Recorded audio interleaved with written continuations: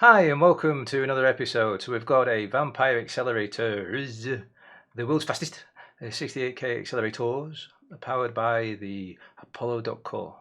Someone needs to learn to use spaces. But anyway, the card that I used to have is a Kipper 2K, SDE Plus, 8 megs, some networking options, SD card, RTC return clock, and some audio possibilities. But we don't need to use that anymore because I got all very excited, couldn't be bothered to do an unboxing and slammed it in already because I had to make sure it worked. But this is the manual. Woohoo! A5 piece of paper with some very, very, very, very small writing on it. But basically it says be very careful. It's not our fault if everything blows up.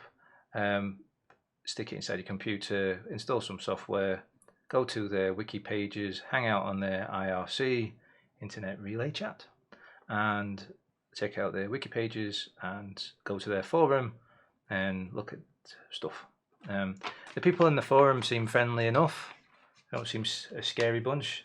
Like most Amiga forums, you do get people who treat you a bit of an idiot because you're a noob, but not everybody's like that. Some people are very willing to share the knowledge. They're not all gatekeepers, but I'm sure that's the same in many a forum.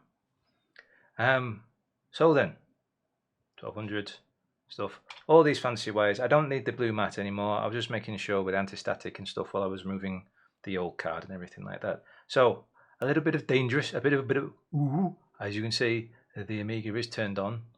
But before I do all of that, I did realize that the ribbon cable for this fancy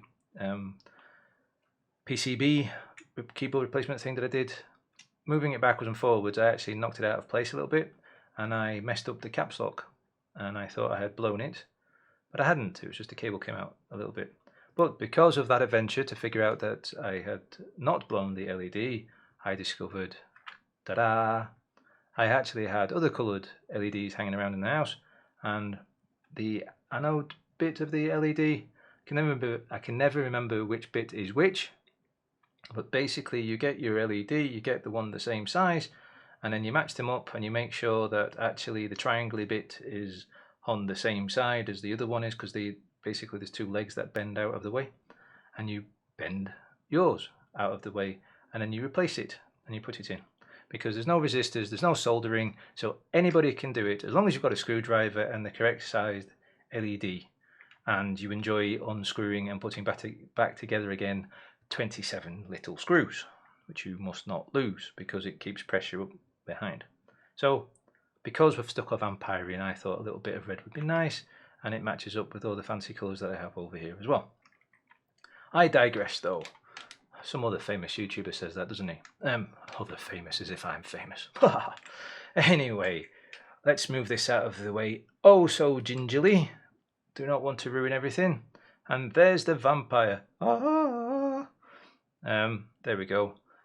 Looks fantastic, quite frankly, because it's so small, but they have squeezed so much in.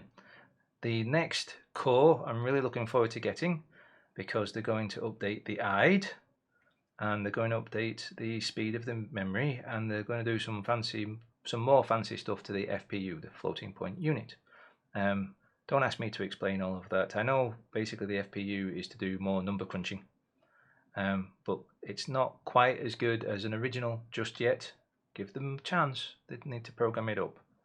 But it's getting there, and a lot of things do work, and I've been playing a few different games and it's not any problems. It has had a few problems with some demos, but I'm not too sure, and I'm nowhere near an expert to know if it's a problem with that it's now too fast, or the FPU is not quite as good as it needs to be. But as I say, they're updating it bit by bit, so give them a chance. It's a Cyclone 3 that's inside here, an FPGA, and yes, there's other devices out there that have newer versions of stuff, but this is kicking the Amiga up the backside anyway, so we don't really need to go super fast. But yes, as I say, everything seems to be working in the current core, which is 2.12 for this particular 1200. I know the 600 and 500 has recently been updated to 2.13, but we 1200 owners are still waiting for the 2.13. Again, happy to wait. You know, it needs to get done and done the way it is. I've also 3D printed out this honeycomb thing, not my design. I'll stick that in the description like I always do, the little bits, the LED mod thing, I'll copy that across as well to the descriptions. And as you can see, there is lots of things hanging off it. So we've got the IDE, the fast IDE. There's possibilities for HD lights, power lights, and a reset button, I'm assuming. I haven't done that. There is which one's that one? Oh, I can never remember which one's which. Oh, the Ethernet one? Yes, that's the Ethernet one. So that we can do that. And the Ethernet adapter, where have I stuck that little bag with the thing in it? There we go. I'm still waiting on the cable to arrive. There doesn't seem to be anyone in around the UK that sells them. Easy to get in the realms of, or in eBay or on Amazon, because on Amazon I bought the last one. Anyway, so you need a IDC10, and basically you want to be having that hanging out the back. I will be printing a 3D bit again, what someone else has designed yet again, but I'll also put that in the description. So there, so from roughly there over to there, so 10 centimeters would probably be enough. But anyway, so that is that for that networking bit, and you might as well get it. It would be nice though, I agree with other YouTubers, it would have been nice if they had charged you another £5, $5, whatever it is, or $10, $15, it doesn't really matter, because time you spend a daft amount of money on this thing, another 15 isn't really going to be doing anything to you, but it would mean you get everything in one go, instead of having to try to source it yourself and make sure you're buying the correct thing and so on and so forth. So yes, I think that it should put one of them in the box but charge you for it. But obviously I'm not expecting them to go for free, but if they bought them in bulk, you know, I'm sure they could get a decent price on them, and then everyone would get one by default. And if you don't want to use it, you don't want to use it, but for many people who do, it's in there. Or at least give it as a extra purchase when you're purchasing your Vampire, as in, okay, you've got your Vampire, you know, we're gonna, if you want, you can get the network thing, but it's gonna be another £15, €15, $15, whichever it is. Anyway, again, I'm messing about talking about lots of other things. So 128 megabytes of whopping memory. It is going to get faster, which is nice. The new core hopefully is going to bring possibilities to boot from the SD card. That would be really nice. This port is for expansion. I'm assuming that's going to bring a USB at some point, but there doesn't seem to be any mention right now. And then there's the JTAG, which is basically when you update when you update the core, or when you're updating what is it, the kickstart, it will allow you to do it that way, but you need a USB thingy to do that, a USB blaster. Again, I'll leave links in the description. And with that though, that gives you a chance to, if you mess something up, you can start again. Supposedly it's easy enough to do, you just hook it up to your PC and, you know, zap away. So that's everything that's on there that I understand, and gives a bit, well, you know what I mean, I understand what's there, how it actually works, I'm not too sure. It's all fantastic magic of programming. But as I say, it's an FPGA Cyclone 3, which is good enough for what we need here. And for those that haven't seen before, 240 gigabytes of msata, a 4 times EIDE 99, this funny thing here standing up, an adapter so that I can use a USB keyboard, which I happen to have stuck in a USB wireless dongle, a real-time clock, and a Gotek. And for those of us who've been watching, I've bothered to print out the little bracket again so that it all stays in place. And then I've got some fancy coloured lights for the mod. So let's carefully move this back, because we really don't want to damage anything like this, because I'm sure as many people know, the vampires are not cheap. Well, they might be if you've won millions on the lottery, but yes, they're for some people it'd be an awful lot of money, and I'm not pretending it's a ridiculous amount of money for me to spend on something as well. But I don't drink too much, I don't do stuff, and it's not as if we're going on holiday anytime soon. So let's have a look at what it's actually doing right this minute. And we have an operating system called Coffin, and this is version R57, and basically it's everything to get you going in the first place. Now, the one thing that is interesting about the Vampire is that you can basically put a kickstart on it in 3 different ways. One is that you use a bit of software so that when it boots up, it'll temporarily use that particular kickstart. Now, I believe that's the one I'm probably going to use after I move on from this Coffin and I make my own workbench startup operating system thingy all by myself and have things the way that I like to have things, which may well be an awful lot more basic than this Coffin, but it may well be that.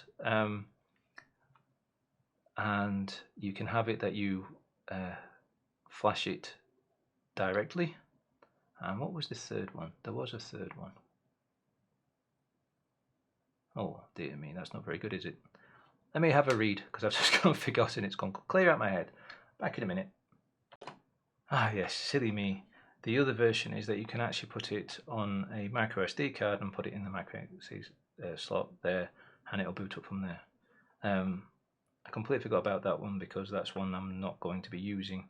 I think I'll be using the temporary one, because then that means I can, if I so wish, I can swap out my msata and then use something else. So if I use a workbench or something that doesn't use 3.1.4, it will still boot because I've told it to on installation and boot sequence, rather than I have zapped the particular kickstart into the Vampire. So anyway, the Vampire comes with version 3.1, which an awful lot of people still use, and it's fine, and this Coffin 57 works. So as you can see, we've got a bar across the bottom, and the reason we can see all this fancy graphics and everything is because the Vampire has RTG capabilities, which is retargetable graphics. Simple as that, retargetable graphics. So across the bottom, we've got possibilities to go on the internet and so on and so forth. I'm sure you can recognize the sort of icons that there here is. There's a music player, there's a video player, get you going with the WHD load games, Scum VM, benchmarking, Mac OS, and what is this one? Snoop DOS. There we go, Snoop DOS. And then this one is a disk image. So probably want to have a look around, even though that Snoop DOS is now up and running. Now the one thing I do want to do, I'm going to have to just change the image on my television, because the 16:9 image it does, I need to change my TV to just scan instead. Now the one problem I was having, and I did get some help on Discord and in the forums, so I fully admit that, I had to, it wouldn't load WHD load games. Now I've not really messed around with networking before, and I didn't know that networking or TCP/IP stacks can get in the way of WHD load. And there's many ways of fixing it. You can go into startup sequence and edit it out of there, or you can do things. I do not recommend renaming the actual files that control it, because when I reset my computer, it would then not load, because those files were not, basically the startup sequence was trying to point to them, and then it wouldn't work. Anyway, what we need to do is go across the top, go to networking, select connect on boot, and then select disable, and then you can reset the computer, and then everything works with the iGames, not iGames, the WHD loader. This iGame program loads them up.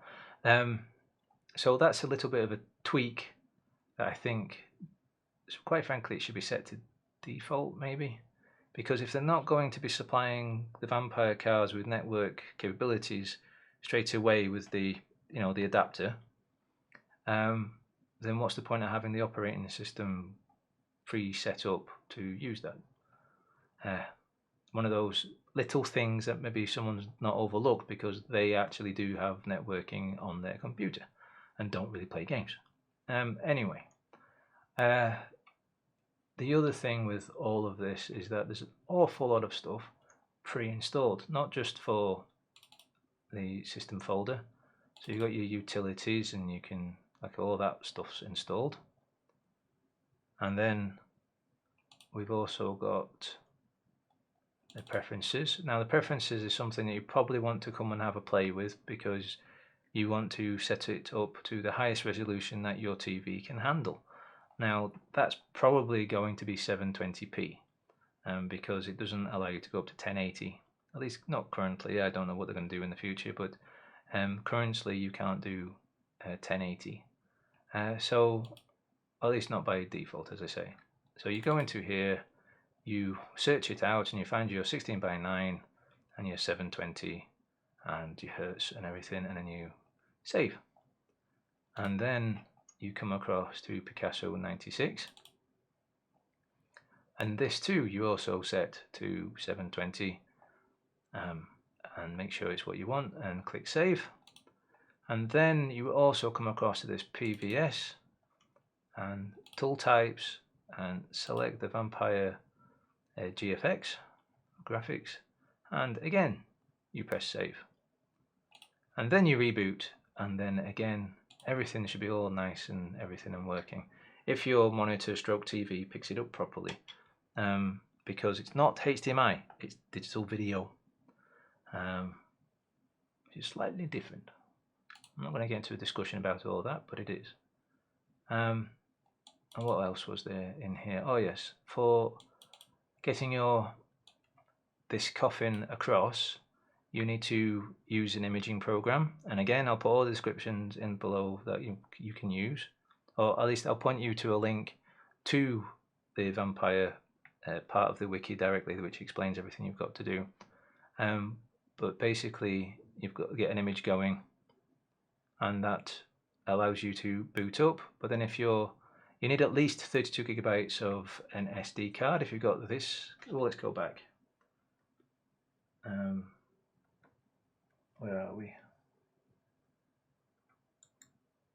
If you've got this kind of card, or if you've got, which is of course an SD card, or this kind of card, which is a compact flash, but of course this is only 4 gigabytes, you need 32 at the very least.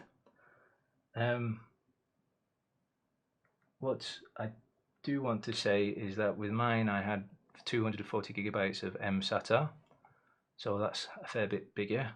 So I had to use this fix HDD size, and this allows you to mess about and let the computer figure out by itself on how big the drive actually is, and then you click OK and go through the whole palaver of that, and then you go through to HD toolbox, and again you click through, just clicking OK. It does eventually come up, and then you partition drive, and then there'll be blank space of what you've now got, and then you create a partition. I recommend not making anything bigger than 100 megabytes per partition because of the file system that it uses, which is PDS-03. And then you change it to something like this, where DH3, I think it starts off as CDH3, and you change that to DH3. And if you make another one, DH4, and if you make another one, DH5. Don't go too silly, but as I say, anything below, I said 100 megabytes before, 100 gigabytes, make it smaller than that. I know not everyone's silly and uses a ridiculously large msata drive like me, but maybe you have got a 128 gigabyte SD card or something like that. Right, so we'll exit away from there, and that basically gets you up and running to, you can start going, well, hey, right, what can I play? What can I do? What can I see? So what we do then is that it does have a hard drive called programs. Oh, of course, when you've done it's created, sorry, jumped ahead of yourself again. When you've created your new partitions, they'll come up here as blank, and then you would right click it, go up to the top and select icons, format disk, and obviously I'm not going to format the disk right now, but then you would rename it to something useful, not just empty, but something useful. Click quick format and wait for it to do it, and then you should end up with a nice little icon of the way it looks. So, and you do that for every partition. So let's go into programs now then. Lots of things here I'm sure many people recognize. Just for example, ScumVM, programming type stuff, games.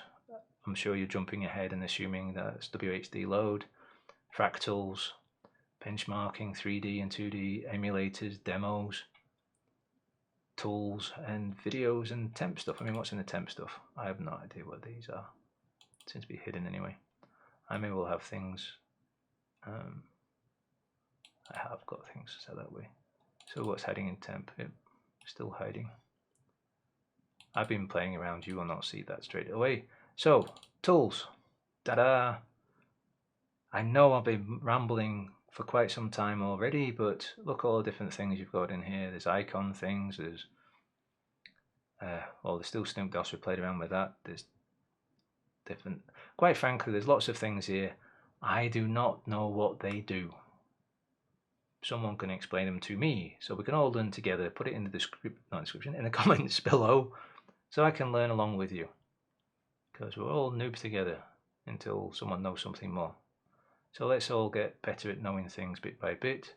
I do recognize some things as, you know, file managers and icon deluxe and things, but we all know what that sort of thing looks like. We don't need to worry about that right now. But so let's have a look at the benchmarks. Now, a benchmark that plenty of people like to use is SynthInfo. Now, the one thing is that when you're playing around with things on here and it's in RTG, it probably will send some stuff to the native resolutions, which is basically the stuff that you're quite used to seeing if you haven't ever used RTG. So with that, you have to do what all the gubbins of wires that I've got at the moment, or something very similar. So let's go back to having a look at the overhead, and as you can see, I have this box of tricks, which is a HDMI switcher, and it means that I can go through to different modes. Now I have a cable coming out of the Vampire and going all the way up the back, and currently it's going out of the back of the Amiga, which I do want to talk about just at the very end of this episode today.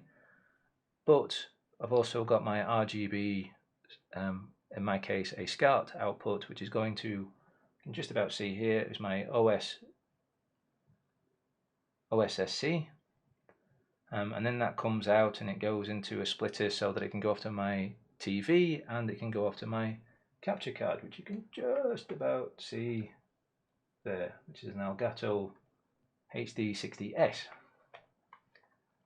But because I'm sending sort of two modes all that direction to be able to see it and capture it, I need to be able to switch. So I'm going to run this SynthInfo, and then you'll see, hopefully, is everything still working properly. There we go. It is the way like it is there. Now, obviously we want to know how fast this thing goes. So we've got, it's found my RTC, it's got DMA graphics with AGA, which is 1200, mode, PAL, high res, display, that's all as standard, but look at the CPU, and 080, and it's got an FPU, which is a 68882. There's no MMU. Now people are going to go, there's no MMU, meh. Yeah, point out something to me that you used that had MMU in it and it was useful. to lots and lots and lots and lots and lots of people. Not just some niche little thing, but something that's useful. Because if it doesn't have, if you need an MMU, fine, you need one. But in general, it's a waste of money for most people. It just is. Because the way that MMU was used on the Amiga was not the way that MMU was used in other styles of computers and everything. So, you know, don't worry about it. Anyway, and the horizontal refresh rates and everything in this current mode. Now, we've got the old computers, and we've got dry stones, and we've got the chip speed versus an A600, which we don't really need to worry about too much. It's the dry stones. And we need to know about the MIPS, and we need to know about the MFLOPS. MIPS being millions of instructions per second. So how fast can you do an instruction per second? As a human being, yes, if you add in everything that you do with breathing, looking, hearing, doing lots of other bodily functions, yes, you do an awful lot of things all at once while you're thinking. But a computer, of course, does it stupidly fast anyway. As an x81 outdoes you. Now, let's do some speed. It's thinking, it's computing it. And there we go. So, in reference,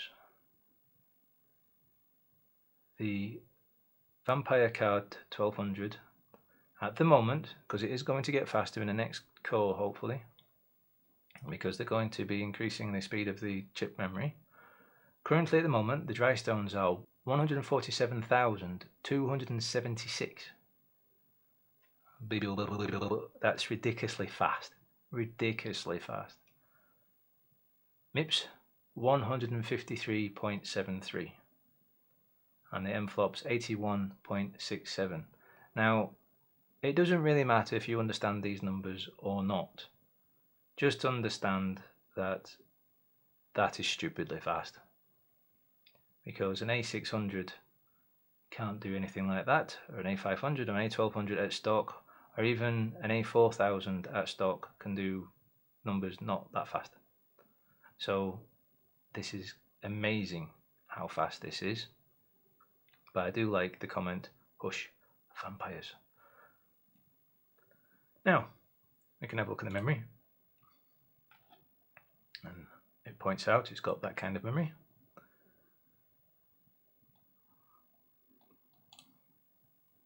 Now the drives don't really matter because that's the speed of my drive currently going through the normal Amiga. I'll come back to this when the next core is out and I've actually got my drive hooked up to the IDE of the Vampire itself. Now, let's get out of here, which you do by right clicking somewhere. Where was it that I could do it? I swear blind, you right clicked. Oh no, that was a different sorry, it wasn't, it was a different benchmarker. So let's have a go look at another benchmark, and I know this video is very long. I'm going to have to go back to the the higher resolution when it boots. You can see a little red light flashing away. Right, so let's have a look at the other benchmark, and it's this one. Other people like to see this. Now you might have already seen this benchmark played around in my channel as it is. I'm not going to go through everything like I did in that one. I'll put a link in the description to it for all of it, but I'm just going to prove that that's the way it is. I'm not cheating, so we can do MU test. Okay, a lot faster. Basically, I'm just going to click on through really fast. Just, I know you're interested in is the line on the left hand side of when it's done it all in comparison to everything else. Not the line, sorry, the bar graph.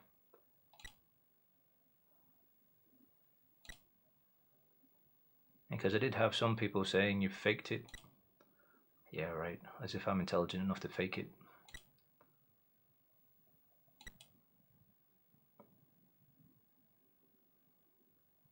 As I say, I'm just going through really fast. There is one of them that you'll go, oh, that's a shame, it didn't beat the rest of them, but Who knows, it might do one day.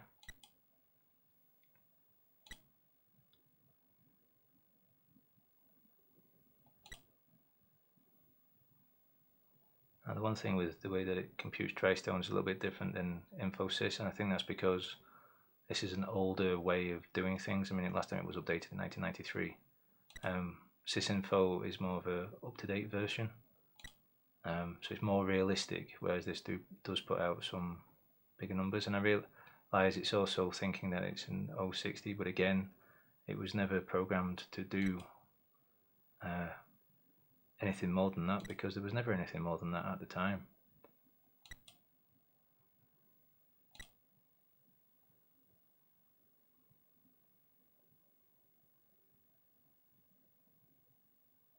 Now, waiting for these benchmarks to be done. See, that's the one that sadly it doesn't win, but it's still a little bit faster than a normal 1200. You know, does it really matter? I don't know. I really don't know. Someone can explain it to me. And also, is it false positives or something? I don't know. Is it this one that, yes, this one is the one that you can right click and get out of. Right, so we've seen that, and we'll go back to the big screen.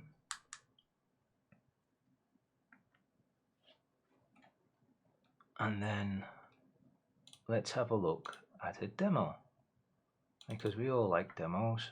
Now, there's some fantastic demos in here, but here's Frontier.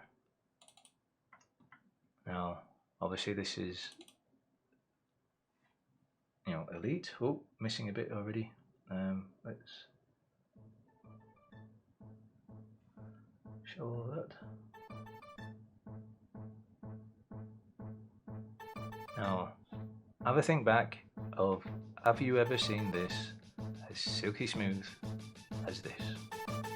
Because I doubt you have. And I will let this play all the way through, and if you don't want to watch it, fine, jump ahead, I don't mind. Well, I do actually, because it's nice if you actually watch it all the way through, because it collects the minutes from my YouTube statics, but okay.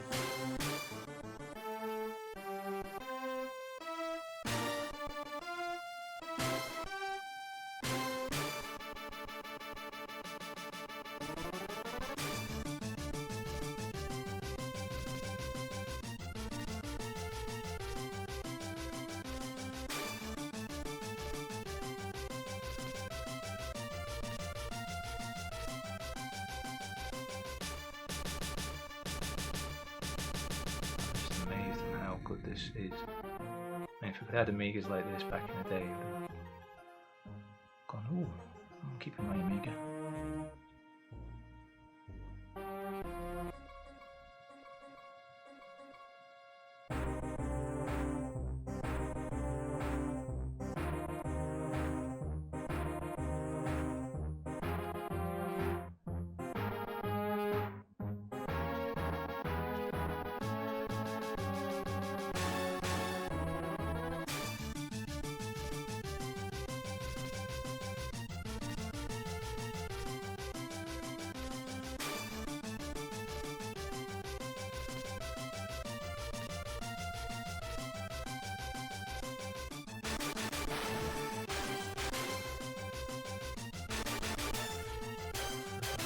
Going on.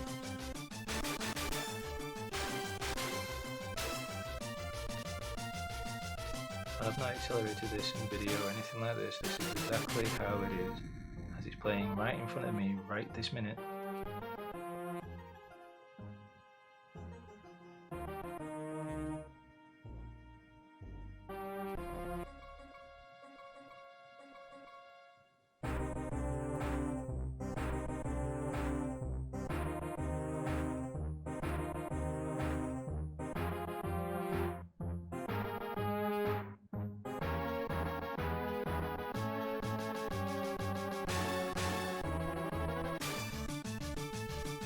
Get the other one.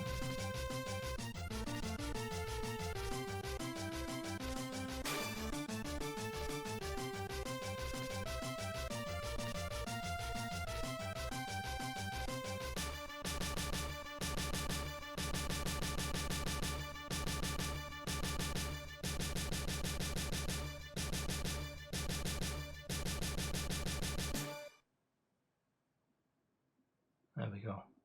That's just amazing, I think. That is one very, very good demo to prove on how fast something goes. And I'm not saying I have huge experiences in 060s or anything like that, I don't, but I personally haven't seen it ever played that smoothly, and I've looked at different YouTube videos of where it's supposedly played on an 060. Maybe it was not the fastest 060, I don't know. Let's have a look at this fire effect. Some things are hidden, so you have to right click and then show all files. Very common to do on the Amiga anyway. Execute the command. And there we go.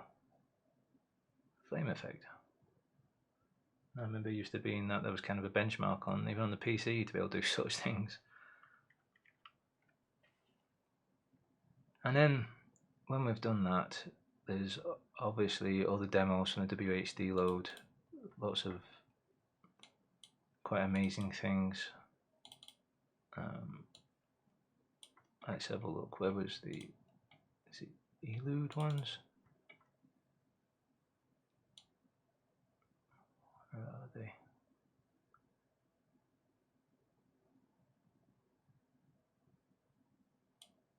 Am I getting ahead of myself here? Yeah, so I am. Not under WHD load, it's under elude.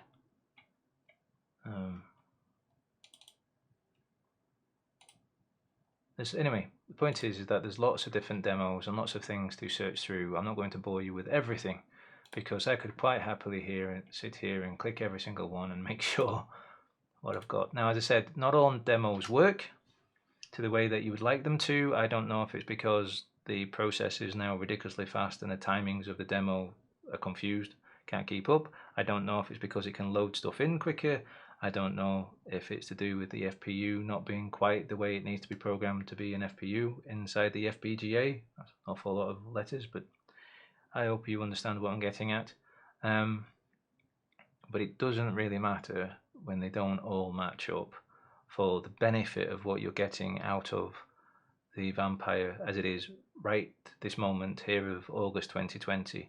Now, if you're watching this and thinking, oh, I want one too, then please understand it's going to take some time for you to get yours, because it just is. It's basically one man and his dog sort of thing, is making sure that they're all getting tested and done and are fine for when they go out and go to the people that have purchased them. Currently, anyway, I mean, who knows with the way that things are right now. Hopefully things improve over the next year. They might not do, but I backed mine on the 29th of December and I received mine in early August. So it gives you a bit of an idea of how long you might have to wait still, but you might have to wait even longer. I know it's a shame, but let's all be patient with what's going on in the world, and believe me, it definitely seems to be worth the wait. Let's have a look at some big fancy pictures. Right, let's just show off a native picture. Here we go, cute little squirrel. I mean, granted, I know if you've got an RTG graphics card and you've got fantastic A4000 or something, you can look at these all day long and go, yeah, right, well, big deal. But for an Amiga 1200 and you've not made it into a desktop and used one of those fancy adapters so you can use a fancy graphics card, you've never seen this on Amiga. It's amazing. And granted, by today's standards, you look at a 5K Mac and you go, oh, that's a rubbish photo. That's not the point. The point is that here on Amiga today, in 2020, and a little bit sooner, obviously, for people that have other types of vampires, it's possible to do. So, yeah, my jaw is still hitting, I'm still having to pick my tongue off the floor sort of thing, Any other interesting ones? Here's another nice tiger one. That's really nice on an Amiga. Now, one thing we can also do is you can play movies. Let's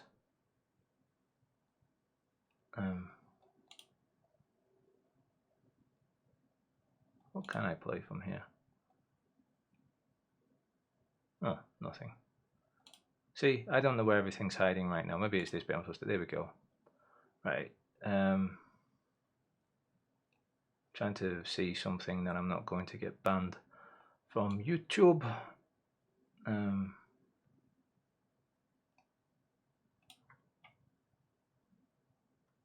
What's Tuesday? Let's have a risk of Tuesday, shall we?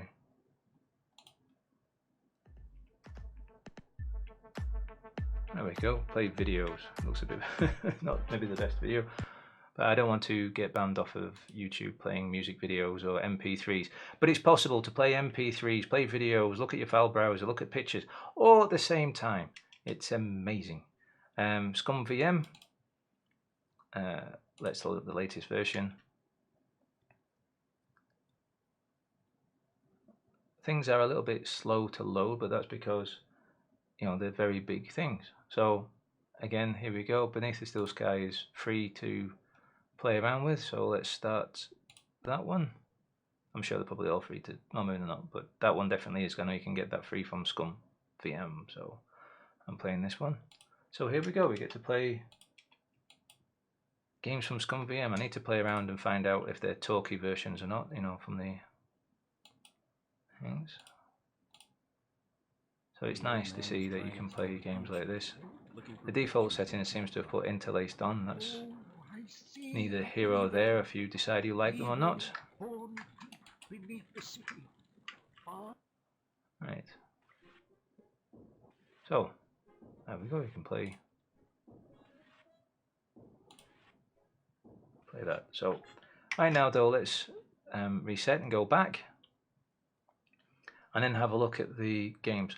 We all know what WHD load games look like. They work fine. I'm not going to waste your time showing you all of them. Just wait for this to reboot up. As I say, it's a little bit slow at the moment, but when they end up making it in the next core that it can load from the fast-eyed on the board itself, it's going to be silly because it's something sillier. What is it on a normal Amiga? 3-4 megabits or something like that if you're lucky. Whereas the fast-eyed is going to be more than 11, just over 11, I think. So yeah, 3 times faster, 4 times faster. It's amazing. I'm really looking forward for that, and I'll do a speed test and everything like that when that becomes apparent, but right now it's still not there. So programs again, and I really don't want to waffle to you. I hope you're sticking with me. I know there's a lot to stick with. Right, so I can't show you the internet because I haven't got an internet device right now, but you know, you can go use a web browser and things, which I know plenty of people do on the Amiga anyway, but buying the fancy adapter and everything for this gives you that chance a lot easier than it would do by buying lots of other things. And if you've got your 8 megabyte card, that's stopping you from using your PCMCIA slot, so that you know, you can't use it at the same time, which is a problem. So you end up having 4 megabytes instead. All that silly problems. This doesn't have that problem, and especially will not have that problem in the next core, because you'll be able to use the onboard eyed, the fast eyed that's on the Vampire card, and you'll be able to use your PCMCIA slot all at the same time. Something that the 1200 was suffering with for many a year, but it'll not have that. Now let's just annoy ST people. Yes, I don't really like the icon for that. It's a bit rude for YouTube, but let's have a look at this, just to annoy people in both sides of the fence that still hold on to their playground arguments of which was the better computer. Don't need to do a memory test. There we go. Who wants an ST? Dun, dun, dun, dun, dun. That's pretty cool. I'm sure there's a way to make the resolution better in the full screen, but I haven't played around enough to do that right now. So we'll reset yet again. I just wanted to show that. But there's emulations of MAME, there's emulations of Neo Geo. Sadly, there isn't all the audio there, but that's emulations thing to be brought in, not the Vampire's fault. But I was playing the other day as a stream. What was it I was playing? Oh, I've forgotten the name of it now. Metal Slug. Yeah, Metal Slug. That's what I was playing. It's Metal Slug, isn't it? I'm rambling and I'm trying to remember so many different things. I'm not as good as other people make out a script. Alright, where are we? Neo Geo. Dun dun dun. Where's Metal Slug? Yes, Metal Slug. There we go. I'm not going slow in my old age. Right. So you've got a chance of playing these. I was playing Metal Slug. Now, yes, there was no music, there was no sound effects, but it happened to be going what? If it wasn't at 100% speed, it was very, very, very close. But that comes down to the coding of the emulator. Now they've got chances to go even faster than an 060. Hopefully the people that wrote or left it as source code so that people can improve it so that they can actually take the oomph out of the vampires. You can pretend to be a Mac as well if you wanted. You can be SNES. You can do PC stuff, DOSBox, which is PC stuff again. You can be an MSX, you can be NES, Commodore 64. I played the Commodore 64. It was 300 times the speed. I definitely need to figure out how to slow that down. And obviously there's a Game Boy and what's that? Is that the PlayStation? Something like that. So, awful lot of things to be playing around with there. And then in normal games, you've got stuff that you wouldn't normally be able to play if you haven't got a very fast Amiga. And then there's even things that you can only play on a very fast Vampire. Now, we've all played Doom before. Oh, which one? Let's just do Z Doom. I don't know which. Is that Doom, Z Doom? I don't know. I've never played Doom on an Amiga before. Oh, side by side. I think the graphics need to be done. Right, so new. Let's make it easy. There we go. Die, die, die. I've never played Doom on an Amiga before. I mean, this is pretty cool. Come on, open up. I can open up.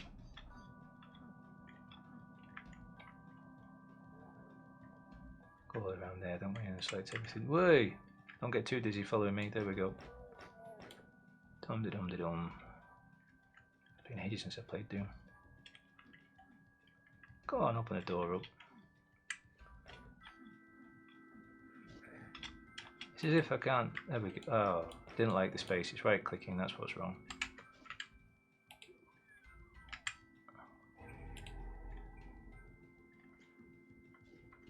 Whoa. Anyway, again, you get the idea. You can do stuff on the Amiga you've probably never done before.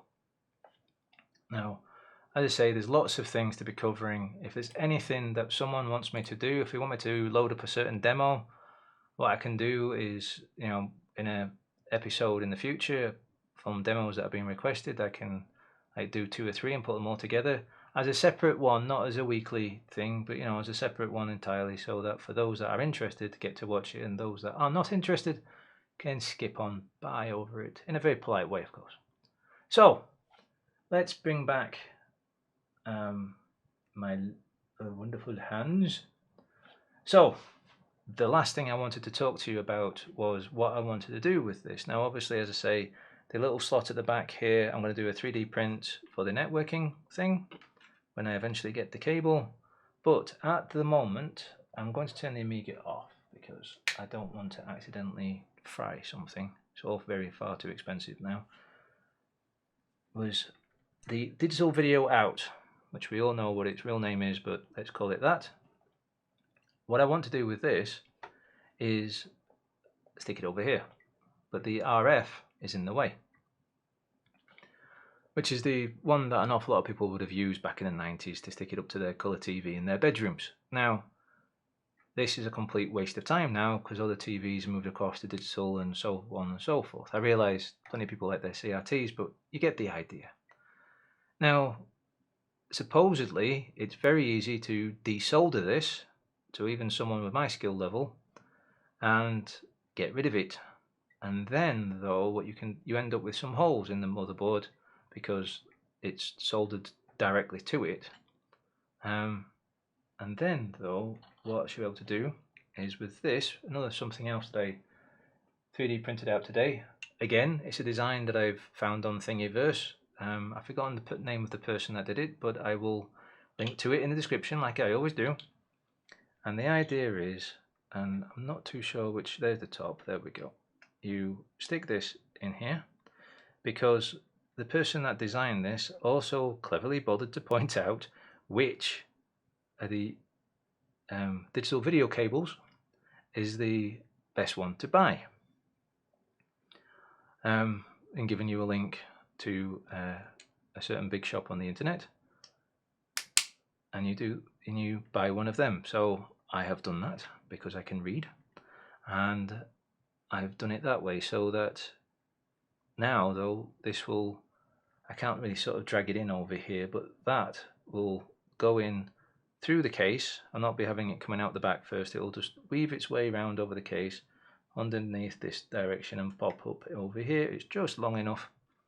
And then using zip ties, I'll use one to hold it together, which I'm assuming is this one. It might not be, but use a zip tie to hold it together, and then use another zip tie to actually hold it to the motherboard. So no soldering to be done back in, no metal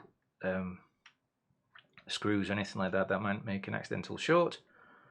And then that will stick out the back. And if it's not that way around, it's the other way around, but I'll make sure that the port is the correct way, because it's actually, it doesn't matter if you get it, you know, which way around you put it in, as long as you make sure it is the correct way around when you're putting it in there. This is a quick test to do, and that's going to hold all that into place. So the next episode that I make will be, in fact, doing that. I will be taking everything out, desoldering this, and then putting that in, and then putting it all back in again, keeping my fingers crossed I haven't broken anything, because as I say, it's a ridiculous amount of money now being spent on this, and then that should be good. Also, what I'm planning on doing though is getting a replacement for this thing, because this one is a manual switch. You know, I press a button, well, I would do if I had it going out to the native resolution as well, but I press a button on here, and then that allows me to go backwards and forth. Whereas if it's automatic, I think either it does it automatically anyway, or there's a command that you supposedly can put into the monitored part of it, of everything of the Amiga, and so that it'll be automatic. If there's a bit of tweaking to be done, I'll also show that on the episode of where I stick this thing inside as well. I hope that's been interesting. As always, happy gaming.